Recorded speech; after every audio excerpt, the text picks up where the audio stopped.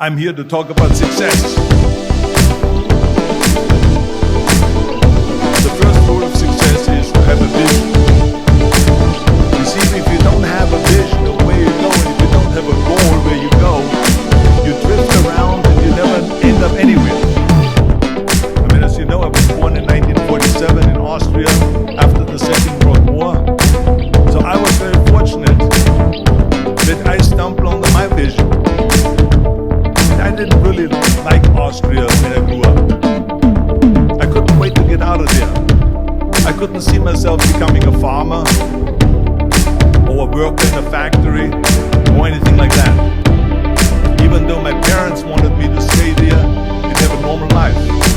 But that was their vision, not mine. My vision was totally different. I felt that I was born for something special, for something unique, for something big. And then one day I went to school. I remember I was 11 years old, and they showed a documentary about America. There they showed this documentary, the huge skyscrapers, the high-rises, the huge bridges, the 6-lane freeways, and all of this stuff. And I said to myself, that's where I want to be. I don't want to be around here with these little farmhouses and these little buildings. I want to be in America. One day after school I walked by a store in Graz. So I went inside and I looked around, and then I saw a magazine. I saw a bodybuilding magazine that had Reg Park on the cover. Reg Park was then a 3-time Mr. Universe. And I saw him on the big screen as Hercules. I read that and I said to myself, wow, this is the blueprint for my life. This is exactly what I want to do. I want to become a bodybuilding champion just like Reg Park. I want to get into movies just like Reg Park.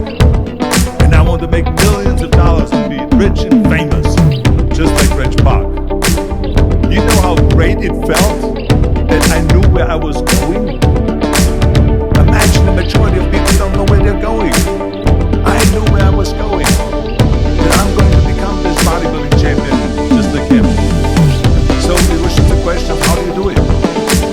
I was so relieved, because when you have a goal, when you have a vision, everything becomes easy. So people always ask me, when they saw me in the gym in the pumping iron days, they say, why is it that you're working out so hard?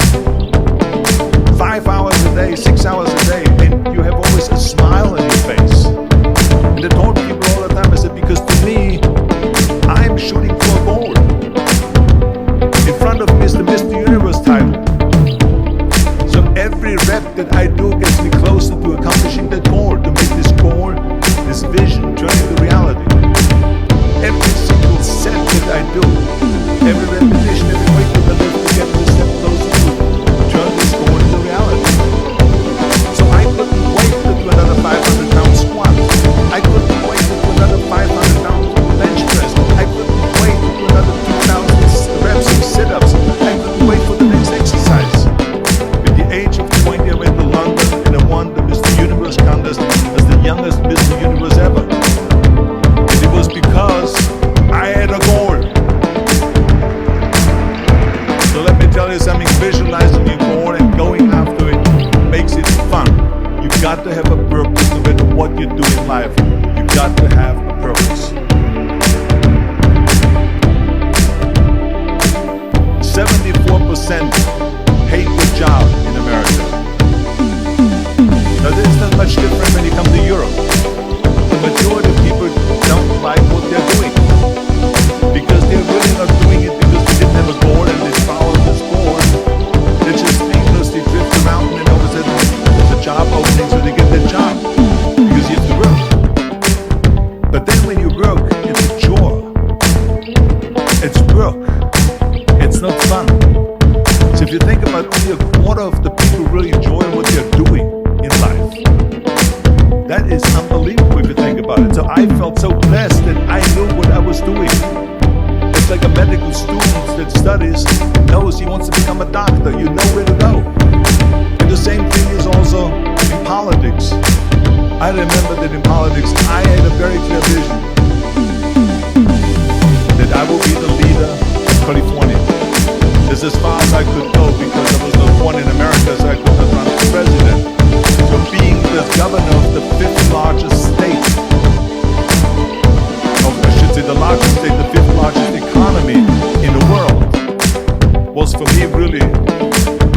ultimate title, the ultimate accomplishment in politics. So even though people came up to me and says, why don't you go and run for something smaller, you're never gonna make it. I ran for governor, and then 2 months later I became governor of the state of California. Again, because I had a very clear vision what I'm gonna do with California. So that's rule number one, have a vision. Rule number two is, don't listen to the naysayers. Don't listen to the naysayers.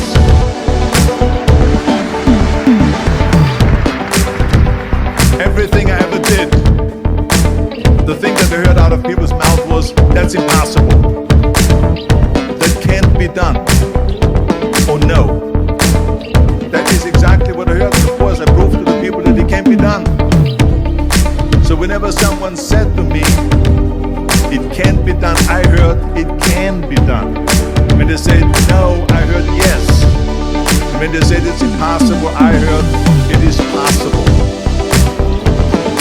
I'm a strong believer of what Nelson Mandela said, that everything is always impossible until someone does it.